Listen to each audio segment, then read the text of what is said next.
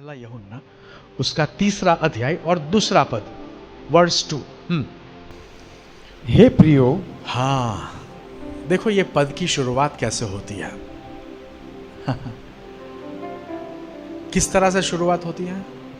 हमें कहा जाता है प्रियो। अच्छा लगता है कि नहीं जब हमें कोई कहे है प्रियो? अच्छा लगता है। और ये पद की शुरुआत इस तरह से होती है प्रिय। और फिर क्या लिखा है? अभी हम परमेश्वर की संतान हैं। सब बोलो आमेन। अब की अवस्था कैसी है हमारी? हम परमेश्वर के संतान हैं। सब मेरे साथ बोलो, मैं परमेश्वर की संतान हूं। This is certified. इसे कोई बदल नहीं सकता। हम परमेश्वर की संतान है। That's done. ये हो चुका है। क्यों? क्योंकि हमने प्रभु यीशु पर विश्वास किया है। यूहन्ना ये कहता है कि जिन जिन लोगों ने प्रभु यीशु पर विश्वास किया है उनको अधिकार दिया गया है कि वे परमेश्वर के संतान हैं। हालेलुया। इसलिए यूहन्ना कहता है कि आज की अवस्था में हम परमेश्वर के संतान हैं। और यदि आप नहीं हैं तो मैं आपको न्योता देता हूं। परमेश्वर की संतान बनने का न्योता आपके हाथ में है। आप अपने माता पिता को चुन नहीं पाए, लेकिन अब आप चुन सकते हैं कि आप आसमान के पिता के संतान बन सकते हैं। It's your choice. और यूहन्ना कहता है कि आज इस अवस्था में हम परमेश्वर के संतान है। और फिर वो क्या कहता है? और अब तक हाँ, यह प्रकट नहीं हुआ। देखो वो कहता है कि भाई मैंने भी काफी दर्शन देखे, काफी मैंने प्रार्थना की, मैंने उपवास किए, लेकिन अभी तक वो प्रकट नहीं किया गया कि हम कैसे होंगे। जब बदलेंगे तब कैसे होंगे। लेकिन फिर वो कहता है कि मुझे एक बात पता है। वो क्या है? जरा पढ़ो जरा। कि हम क्या कुछ होंगे। ओह, कि हम क्या कुछ होंगे, हम कैसे होंगे। कई बार हिंदी थोड़ा सा कंफ्यूजिंग होता है। यहाँ पे जैसा लिखा है हम क्या कुछ होंगे। क्या कुछ होंगे यानी क्या? What does that mean? वो कहता है कि भाई हम कैसे हो जाएंगे, we don't know। लेकिन वो कहता है आगे पढ़ो जरा। इतना जानते हैं। हाँ, लेकिन हमको एक बात पता है। हम इतना जानते हैं कि जब वह प्रकट होगा, जब यीशु आसमान में प्रकट होगा, हमें जब वो लेने के लिए आएगा, तब तो हम भी उसके समान होंगे। सब बोलो आमेन। आमेन। हालेलुया। हालेलुया। हमें जब बदल दिया जाएगा तो हमें किसके जैसा बनाया जाएगा? यीशु, प्रभु यीशु के जैसा। क्योंकि वो ओरिजिनल प्लान था। वो वाटिका में जब परमेश्वर ने मिट्टी का पुतला बनाया, तब किसके स्वरूप में बनाया? अपने स्वरूप में बनाया। इसलिए जब ये फाइनल साल्वेशन हमारा होगा, हमारा जो आखिरी उद्धार प्रकट होने वाला है, जब प्रभु यीशु आएंगे, उस दिन हमको जब बदल दिया जाएगा, हमें प्रभु यीशु के जैसा बनाया जाएगा। हालेलुया। कितना अद्भुत है। और इस तरह से मेरे प्रियो, करोड़ों लोग इस पृथ्वी से गायब हो जाएंगे। यदि आपको सवाल हो कि ऐसा क्या पहले हुआ है, तो जी हाँ, हुआ है। सबसे पहले आसमान में उठा लिए जाने वाला जो व्यक्ति था वो था हनोक। हम पढ़ेंगे उत्पत्ति उसका 5वां अध्याय और 21 पद से 24 पद तक हम पढ़ेंगे।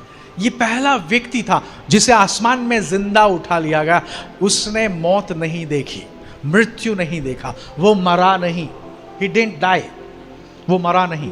पढ़ो जरा उत्पत्ति उसका 5वां अध्याय और 21 पद से। जब हनोक 65 वर्ष का हुआ, तब उसने मतुसेलह को जन्म दिया। हाँ, उसने उसका नाम क्या रखा? मतुसेलह। मतुसेलह नाम का अर्थ क्या पता है? उसका नाम का अर्थ है जब ये मरेगा तब वो होगा। क्या होगा? जल प्रलय। हनोक को पता चल गया था कि क्या होने वाला है। और उसको ये भी पता था कि भाई मैंने तो ठान लिया है, मैं मरने वालों में से नहीं हूं। जब वो 65 साल का था, उसने जब बेटे को जन्म दिया, तब उसने उसका नाम मथुसेला रखा और उसने कह दिया कि जब ये जाएगा तब विनाश आएगा।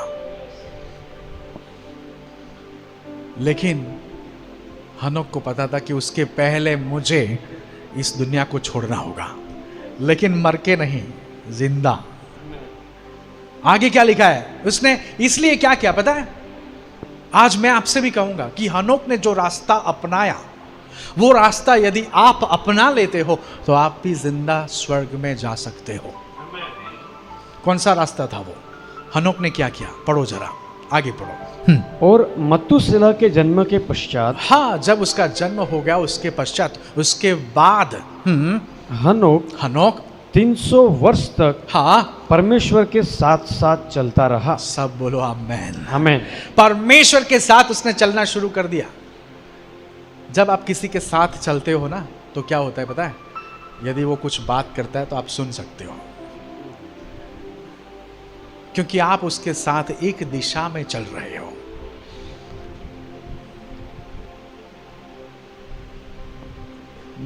हनोक ने परमेश्वर के साथ चलने की शुरुआत कर दी, और वो 1 महीने के लिए नहीं चला, 6 महीने के लिए नहीं, 6 साल के लिए नहीं।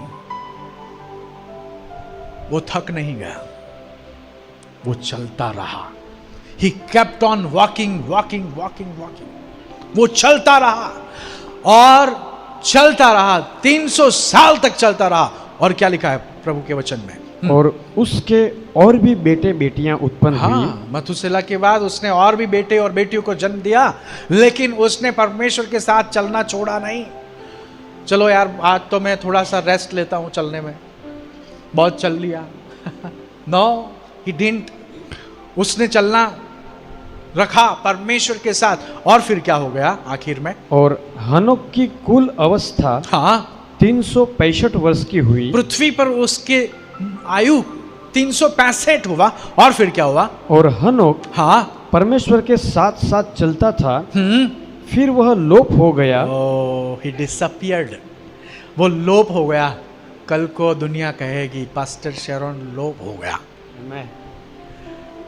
कल को दुनिया कहेगी ये सब लोग लोप हो गए हैं, क्योंकि करोड़ों लोग लोप हो जाएंगे। हनोक के बारे में लिखा है कि वो लोप हो गया। लेकिन लोप क्यों हुआ? वो गायब क्यों हुआ? जंगली जानवरों ने से फाड़ के पूरा खा नहीं लिया था हड्डियों के साथ। किसी वेल मछली ने उसको गल नहीं लिया था, इसलिए वो लोप नहीं हुआ था। बाइबल ये सत्य कहती है कि वो लोप इसलिए हुआ। आगे क्या लिखा है? क्योंकि हाँ परमेश्वर ने उसे उठा लिया। सब बोलो आमेन। आमेन। हालेलुया। हालेलुया। और हनोक को यदि उठाया तो वो हमें भी उठाने के लिए आ रहा है। और दूसरा कौन था? उसका नाम था एलिया, एलाइजा इंग्लिश में। दूसरा राजा, उसका दूसरा अध्याय 11 पद से हम पढ़ेंगे जल्दी जल्दी, क्योंकि हमारे पास वक्त कम है। दूसरा राजा, उसका दूसरा अध्याय और 11 पद से हम पढ़ेंगे।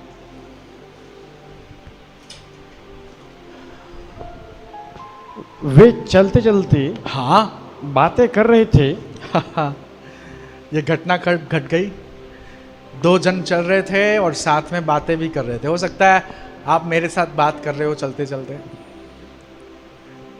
और ये क्षण जब आएगा ना, तो मैं तो आसमान में उठा लिया जाऊंगा। यहां पे लिखा है कि ये परमेश्वर का जो नबी था वो चल रहा था और चलते चलते वो बातें कर रहा था। फिर क्या हुआ कि अचानक, सब बोलो अचानक, ये क्षण जो होगी जहां पे करोड़ों लोगों को आसमान में उठा लिए जाएंगे, ये क्षण अचानक होगी।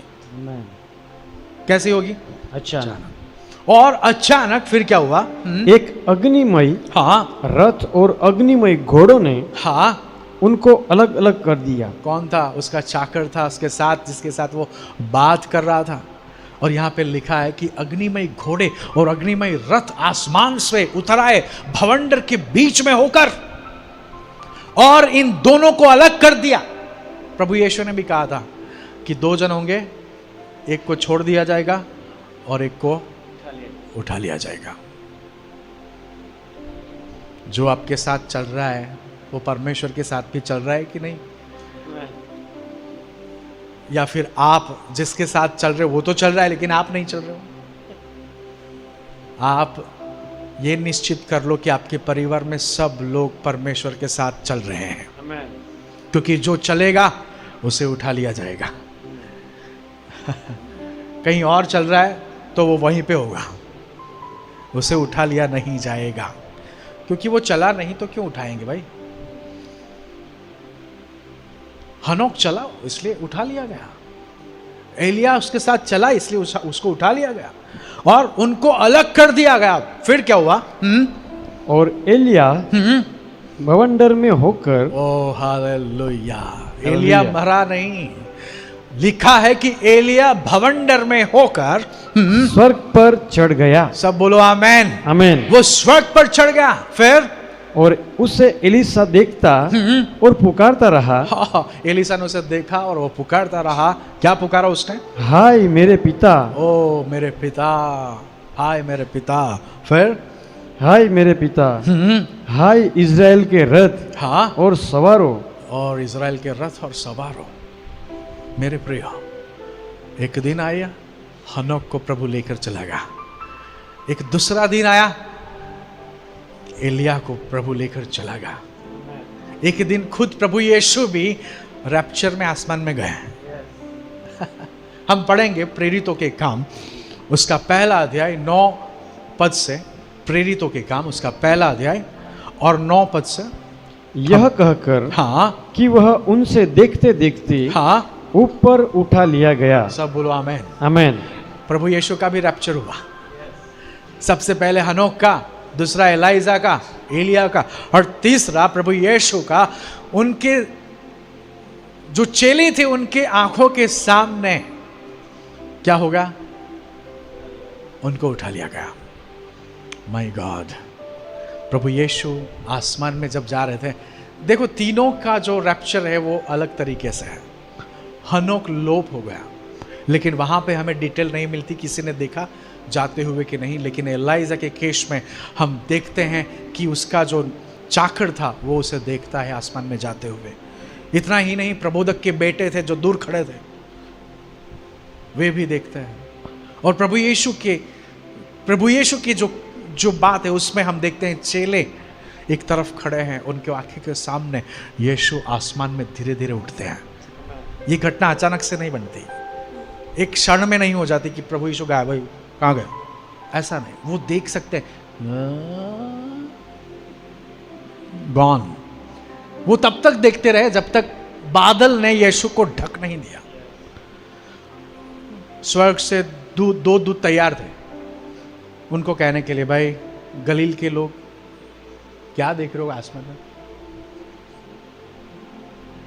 जिस यीशु को आपने जाते हुए देखा है वो उसी तरह वापस आएगा। हालेलुया। और चौथी बारी किसकी है बताए? हाँ, मैं एक भूल गया। पुराने समय के जो संत थे, जब यीशु का पुनरुत्थान हुआ तो कुछ की कब्रें खुल गई थी और वो पवित्र नगर में दिखे गए थे, वे भी आसमान में गए। कोई मिला तो नहीं ना आपको रास्ते में? क्योंकि वो प्रभु यीशु जब गए तो उस समय वे भी आसमान में चले गए। लेकिन अब 5वीं बारी हमारी है, कलीसिया की है। मेरे प्रिय, अब हम आसमान में उठा लिए जाएंगे जहाँ पे लिखा है पहला थिस्सलुनीकी उसका 4 अध्याय और 17 पद को हम पढ़ेंगे और फिर हम आगे बढ़ेंगे। पहला थिस्सलुनीकी उसका 4 अध्याय और 17 पद, 17 वर्स। तब हम जो जीवित, हाँ, जो हम जीवित है, हमारी बात हो रही है। जो सोए हैं उनको तो पहली तुरही ही उठा देगी, क्योंकि वो अलार्म है। अलार्म बजता है तो सोने वाला उठता है, जगा तो जगा ही रहता है। जगे हुए को अलार्म की जरूरत नहीं है। तो पहली तुरही अलार्म है, वो मुर्दों को जिंदा करती है, लेकिन आखिरी तुरही, अंतिम तुरही और दूसरी तुरही हम जिंदा लोगों के लिए है, जो बजते ही हम बदल जाएंगे। वापस पढ़ो ये 17 पद को। तब हम जो हाँ, जीवित और बचे रहेंगे ओ जो हम जीवित और बचे रहेंगे उनके साथ बादलों पर उठा लिए जाएंगे। Hallelujah, hallelujah. उनके साथ बादलों पर उठा लिए जाएंगे। कितने लोगों को आसमान में जाना है जब प्रभु आएंगे? आमीन। मेरे प्रियो, वो लिस्ट याद रखना और आज अपना जो विश्वास है प्रभु यीशु पर कर लेना। जो हमारे साथ ऑनलाइन है, आप भी यदि प्रभु यीशु को नहीं जानते तो जान लो, प्रभु यीशु इस संसार में आकर आपके लिए बलिदान देते हैं। वो कब्र में जाते हैं और तीसरे दिन जीवित होते हैं। और प्रभु का वचन कहता है कि जो भी व्यक्ति प्रभु यीशु पर विश्वास करेगा उसका नाश नहीं होगा। हालेलुया।